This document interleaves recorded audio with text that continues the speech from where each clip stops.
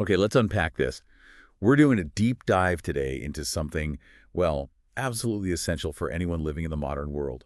Navigating the minefield of online scams. Hmm? We've been digging into excerpts from How to Spot and Avoid Scams Online. And the goal here is really pretty straightforward. We're sifting through this material to pull out the most, crucial pieces of knowledge. Right. We want to help you understand the landscape of online threats, give you practical ways to spot the danger signs, and know exactly what to do if you encounter one. Because seriously, this isn't the internet of the 90s anymore, is it?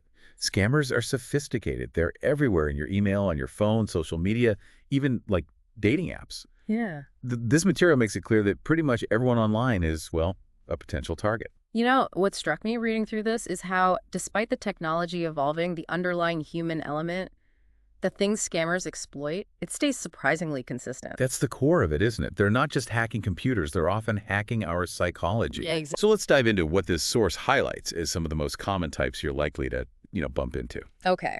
Right at the top of the list are phishing scams. You know, the emails or texts that look just like they're from companies you trust, like Netflix or Apple, maybe, but they're fake. They create this sense of urgency, right, or concern, Right. telling you there's a problem with your account, maybe suspicious activity or a payment issue. Mm-hmm. And the call to action is always to click a link Mm-hmm. to verify or update your info. But that link, it sends you to a fake login page designed only to steal your username and password. Exactly. They mimic the familiar just to gain your trust initially. Another really prevalent one is tech support scams. Like, yeah. Yep. You're online, maybe browsing, and suddenly this alarming pop-up appears claiming your computer is riddled with viruses and demanding you call a specific number right now. And if you call, you're talking to someone pretending to be from Microsoft or, some big tech company. Right. They want remote access to your computer, or they'll try to pressure you into paying just ridiculous amounts for unnecessary software fixes. That urgent pop-up and the request to call, classic red flags. Definitely. Then there are online shopping scams. This plays directly into our desire for a good deal, doesn't it? Totally. You see an ad for something like a brand new PS5 listed for only, what, $99 on a site you've never heard of? It just screams bargain. Which, as this material really reinforces, should make your internal alarm bells go off. Like loud. Mm-hmm. If an offer seems wildly cheaper than everywhere else, it's almost certainly a setup. They take your money and deliver nothing, or maybe some cheap fake. And that applies heavily to investment scams, too. The promise of guaranteed profits, maybe mentioning trendy buzzwords like AI crypto bots. Oh yeah, always buzzword. And that intense pressure to invest immediately, those are hallmarks. They capitalize on greed and that, fear of missing out, FOMO. Right. Moving into more personal territory, romance scams are just heartbreakingly common. They really are. Someone connects with you on a dating app or social media, builds this seemingly intense emotional connection very quickly, and then surprise, an emergency comes up. Mm-hmm. Suddenly they need money. Yeah, for travel, medical bills, whatever story they've cooked up. They invest time to steal not just money, but that emotional trust. That's what makes these particularly devastating, I think. It really is. And lastly, job scams. You get an unsolicited job offer or maybe an email after applying somewhere. That seems promising Mhm. until they ask you for money up front. Like that example we saw asking for, what was it, $200 for training materials after they've supposedly offered you the job? Yeah, any legitimate company pays you. Yeah. They don't charge you to start working or for like basic onboarding stuff. Right. So you can see how different the scenarios are. Fake logins, emotional manipulation, all sorts. Hmm. But as we dug deeper into this material, one of the most powerful takeaways is that all these scams tend to share common warning signs. Learning these red flags is like your first and best defense. Absolutely. It's about recognizing the pattern, isn't it? No Yeah. matter the wrapping paper. One of the biggest red flags this source highlights is the pressure to act quickly. Yes. That's huge. Scammers need you to bypass your rational brain and just act on impulse. They'll use phrases like, your account will be closed in 24 hours, or limited time offer, act now, or, urgent action required. They don't want you to have time to stop, think, or verify. Which leads right into another huge red flag. The payment method they demand. Oh, definitely. If someone is insisting you pay for something, especially something routine or unexpected, using these non-traditional, hard-to-trace methods like gift cards, wire transfers, or cryptocurrency, Just pause immediately. That's a massive warning sign. Wow. Legitimate businesses rarely ask for payment that way for like standard services or transactions. Right. Another one is asking for personal information up front when it feels completely unnecessary for whatever they say they're doing. Like someone you just met online asking for your social security number or bank details just to get to know you better, which is just nope. Right. Or a company you didn't even contact asking for your date of birth and address just to tell you about an offer. Why? Exactly. And while scammers are getting more sophisticated, you still often see signs of low quality or sketchiness.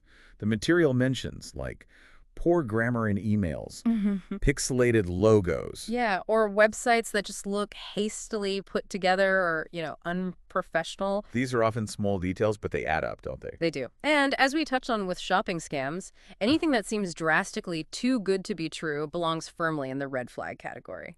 That 99 PS5 isn't real. Nope. The guaranteed 50% return on investment overnight, that's a fantasy. The crucial point here, and it's heavily emphasized in the source, is that you don't need, like, a whole checklist of red flags. No. If you spot even one of these warning signs, it should make you stop, step back, Yeah. rethink everything about that interaction. Don't just dismiss it. Just one is enough to pump the brakes. Yeah. Now, while those core red flags remain, this world isn't standing still, is it? How are scammers evolving their toolkit according to this material? They're definitely getting sneakier. One technique that's becoming more common is spoofing. Ah, right. This is where they manipulate caller ID or email headers to make a call or message appear to come from a legitimate, familiar number or address. So a call that looks like it's from your bank's actual phone number might not be. Exactly. Or an email that shows your friend's address might be from a scammer who hacked their account or is just, faking the sender name. Precisely. They're leveraging that familiarity to bypass your initial suspicion. Another kind of insidious technique is creating look-alike websites. Oh, those are tricky. They register domain names that are visually almost identical to real ones. Like the example mentioned, using paypi.com, but with a capital I instead of the lowercase l. Yeah. If you're not really scrutinizing the address bar letter by letter, you'd swear you were on the real site. Easy mistake to make. And this feeds directly into their mastery of social engineering. While it's not brand new, they're using psychological principles maybe more effectively now. How so? They leverage fear, urgency, or appeal to your emotions, like, the desire for love in romance scams, to get you to ignore your rational judgment. So it's less about technical hacking and more about manipulating you. Pretty much. And the material even touches on the terrifying potential of deepfakes entering the scammer's arsenal. Right. AI-generated stuff. Using AI to generate incredibly realistic fake voices, or even videos of people you know. Imagine getting a call that sounds exactly like your child or grandchild in distress asking for money. Wow. The potential for deception there is huge. That completely shifts the game, doesn't it? So with these sophisticated threats out there, what does this material tell us are the most effective, proactive steps we can take right now to protect ourselves? Okay, the foundational principle is verify before you trust. Super important. Okay. If you get an email or text asking you to click a link or call a number, do not click the link or use the number they gave you. Right. Instead, independently navigate to the company's official website or use their legitimate app. Go find it yourself. That simple step cuts off so many phishing attempts right at the knees. Yeah. You're using trusted channels you found, not potentially fake ones sent by a scammer. It's incredibly effective. Another critical defense is enabling multi-factor authentication, MFA, wherever it's offered. MFA. This adds that second step to logging in, like a code sent to your phone. It makes it vastly harder for someone to access your account, even if they somehow get your password. Think of it as needing, 2 keys to unlock your most important doors online. Precisely. And something easy to overlook. Keep your software updated. Auto updates, maybe? Yeah, or just be diligent. Operating systems and apps release updates that often include crucial security patches. Running outdated software leaves known vulnerabilities wide open for scammers to exploit. Makes sense. And the evergreen advice that we just can't stress enough, use strong, unique passwords for different accounts. Yes, please. A password manager is your best friend here, really. It makes it easy to have complex, distinct passwords so that if one site gets breached, it doesn't compromise all your others. Definitely use one. Finally, something the material suggests for maybe added peace of mind is considering freezing or monitoring your credit. With the big bureaus? Yeah, with the major bureaus like Equifax, Experian, TransUnion, this makes it much harder for someone to open new lines of credit in your name if your identity information does get stolen. Okay, these steps, when you combine them, create a pretty powerful layered defense. But what about situations where you're thinking about engaging with a new company or website and you aren't sure if it's legit before you even interact? What tools does this material recommend for doing your homework? Yeah, it provides a great little investigative toolkit. Before you hand over money or personal info, just spend a few minutes doing some quick checks. Like looking for real customer reviews, platforms like Trustpilot. Exactly. Are there many reviews? Do they seem genuine, or are they all short, repetitive, maybe overly positive? That can be a flag too. And consulting the Better Business Bureau, BBB, is valuable. See if the business is listed, check their rating, and look at the history of complaints, if any, and how they were handled. Interestingly, checking Reddit can be quite insightful sometimes. You think? Yeah, searching like company name scam or company name legit on Reddit often brings up really candid discussions from other users. People share experiences, warnings. That's true. Real-world experiences shared there can be illuminating. There are also dedicated sites for checking legitimacy, like SiteJabber and Scam Advisor. They consolidate information and reviews to give you a kind of trustworthiness score. And if it's a website, doing a Whois lookup can be useful. Yeah, it tells you who registered the domain and, importantly, when, how recently it was registered. The material points out that brand new websites can be riskier, as scam sites are often stood up and taken down pretty quickly. Quick turnaround. And seriously, don't underestimate the power of a simple Google search. Just Google it. Yeah. Just typing the company name or phone number followed by scam, review, or legit can often quickly pull up warnings, news articles, or forum discussions if something is, amiss. Okay, using these tools really empowers you to shift from being like a potential victim to being an informed investigator before you commit. Exactly. But even with all these precautions, the reality is scams happen. Yeah. People get caught out. So if you find yourself having fallen victim, what are the immediate steps this source advises? Right. First, and absolutely crucial, immediately cease all contact with the scammer. Just cut it off. Block their number, block their email, block them on social media. Do not send another cent, even if they promise to return your money. If you just send a little more, that's a common follow-up scam tactic. Stop the bleeding immediately. Right. Okay.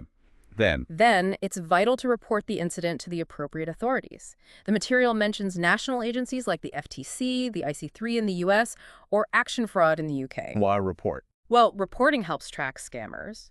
It builds data, and it can potentially aid investigations, maybe help others avoid the same trap. Got it. And your money. Contact your bank or financial institution right away. Explain what happened. The sooner you do, the better the chance they might be able to reverse transactions, especially if you paid by credit card or, some method with consumer protection built in. Okay. What if you gave them login details? If you've shared any personal or login information, change all your passwords without delay. Prioritize the accounts you think might be compromised, but honestly, it's wise to update others too, especially if you reused passwords, which you shouldn't. Right. Change them all. And similar to the preventative step, monitor your credit closely. Consider placing a fraud alert with the credit bureaus. This helps detect any attempts to open fraudulent accounts in your name. Taking these steps quickly can make a huge difference in limiting the damage and starting the process of recovery.